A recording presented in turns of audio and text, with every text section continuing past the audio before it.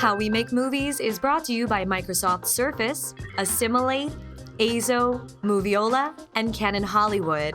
It's shot in front of a live audience in Los Angeles and hosted by the film collective We Make Movies. How did you launch that book and make it successful? Because you self-published it, Yes, right? I did a Kickstarter campaign a year ago last spring to raise money to self-publish a book. So I basically just asked people to kind of, commit to pre-ordering or commit to ordering the book and also a custom drawing or something along those lines, and it was successful. So then I did it. That's awesome. Yeah. But what were some of the marketing strategies that you used for that you learned from this job? I think a lot of it is really making sure that no matter what platform you're going to, you're going native to the platform. So Facebook, for example, really loves still images because they want you to stay in Facebook. So actually, if you want to get people to watch a video or watch my funding video or watch one of our videos, posting a still image and then putting the link in the description, more people are going to see your post than if you actually embedded a YouTube link and got people to go off platform. So I always try to kind of think about,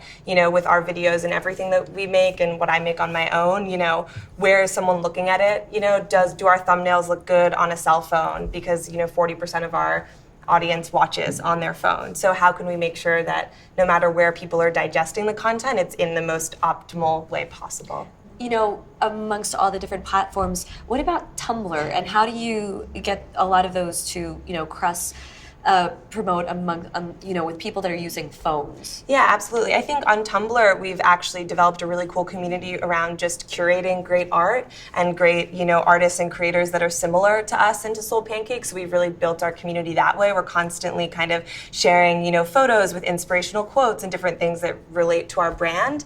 And I think, that would be the biggest way, I'd say, Tumblr. Awesome. Behind the scenes photos, things like that can be really helpful. So kind of figuring out, okay, if we're giving people a video on YouTube, we don't want to just put that same video on Tumblr, but give them something different that they can then enjoy in addition, which really gives them a reason to go to all the platforms with you. So you put something different on each platform so that you kind of draw them to each to increase their involvement? Yeah, absolutely. Awesome. Exactly. So, if we're, we'll really try to coordinate around the release of a video. So it's really tempting when you're on set to post that photo behind the scenes. Mm-hmm. But actually, if you can post the photo in addition to when you're posting the video, you're going to create more buzz and kind of drive people to watch the video who are maybe on Instagram or Tumblr, and then vice versa. Awesome. Also, just like not repeating the information across each platform. If you can customize it to that platform in a way that is unique, then that would be the way to gauge a story and really build a whole story around that event that could just go towards the YouTube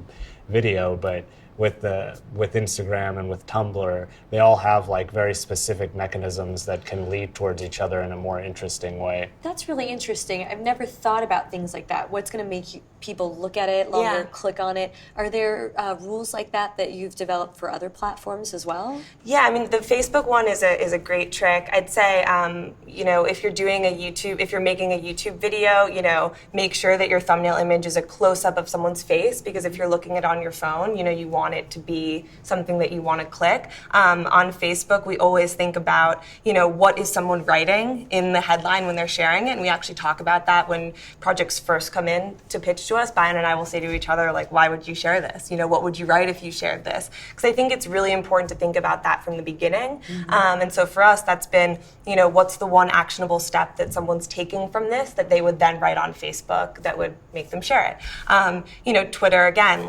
having, shorter things to say. But yeah, so it just depends.